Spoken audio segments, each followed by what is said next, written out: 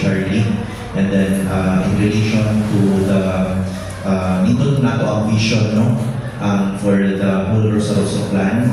And then if we're really persistent sa ato if we really want to formalize this one, no?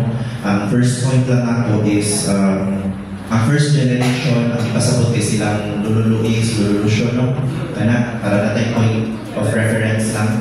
So, first generation, ang second generation kay inyuha, father, no? Second. Yung third generation kay inyuha. Fourth kay kami. Okay. So, I hope next family reunion for this kind of meeting ba na second, third, and fourth generation. Para na ay continuous ba or continuity and succession later on. Katibaw, di ano dito patungkanan, no? Mga pinakisulti kami sa mga kliyente po na patungkan dito di atanan. So, at least na ay continuity ba if ever. So, I think next meeting or next family reunion sa inani na meeting, na second, third, and fourth generation na. If it's fourth generation, I think akura. Ang natin So, per family, sa 11 siblings, na itulog per representatives, second, third, and fourth. Para po sila yung communicate ba. Kaya tinutanay lang ha, sa akong generation. O ako natin, wala si ako lang natin kayo, kulbadi. Naapay lahi ba family dynamics. Yes. So even if I suggest na inanin itong buhaton, lahi ba yung dagan sutok sa itong mga katiguangan? Di ba? So, kung sa ako ang generation, sige, inanin mo suggestion, inanin mas na yung buhaton. Even if abogado ko lahi ba yung pagmuna-una ang katiguan po ba? Sa ato ang syempre, hospital po ba yun ka? So, I suggest in the next meeting, second, third, and fourth generation. Okay? And then, next point kay ako nag-raise to ganina to formalize the association with Father ba? Mas maayo i-register dun siya. Kay dagan mag advantage yung disadvantages. So, magsugod ka disadvantage. Sa itong sa bank, kagit sa nakapanganan bank, ay wala kay bank. Sa kung ano ko sa nag-open me account ni Padre. Okay. Okay. Amo man ang di pakatanan sa taga-bangko na sa clan nga organization. So, giginan namin nila. Ayaw na ng order resolution. Ayaw ko requirements. So, ako lang sana secure ang funds sa akong account ko. Na-coming nga akong duha ni Padre.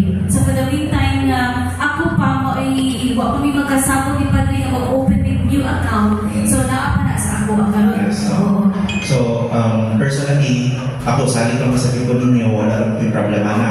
Pero, if we really nito yun ato ang plano ba, i-register yun ang association para under the name of the association.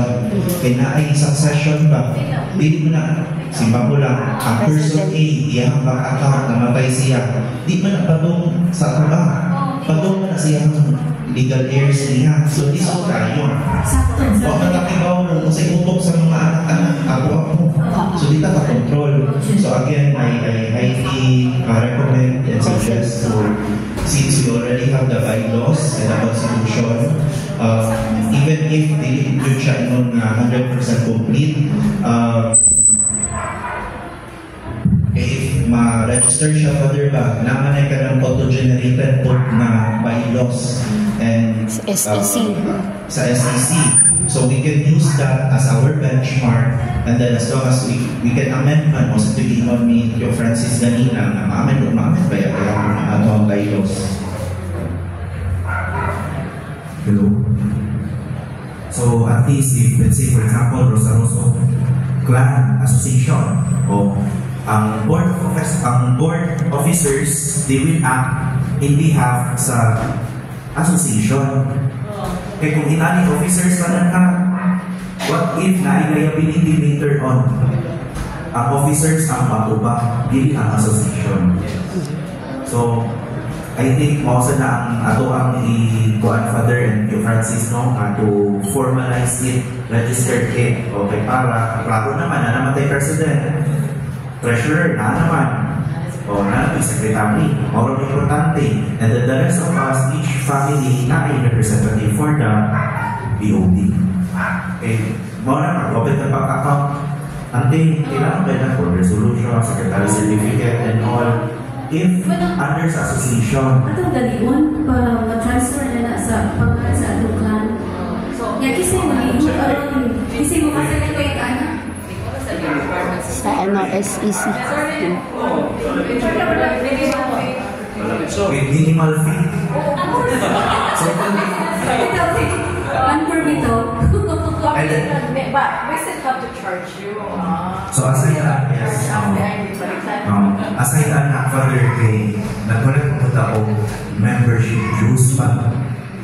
So, di ka kaimon, what if na tayo utok diha ka, what nagrantan for some reason, mukiha, kasi gihapon ang officers. Di, lumikit, officers, loko yung mga officers ka rin. Especially ang president. Only you Charlie, that's the one, that case for the one as a president, but not ang burden father. So in all the officers, so it's much better to register it formally para lang kung ka nag-separate entity ba, kung may liability, kung may utang, for example, may utang, si association ang liability, hindi ang officers na nabisan. Mawalang sana for now, ako ang points, pero nakikita.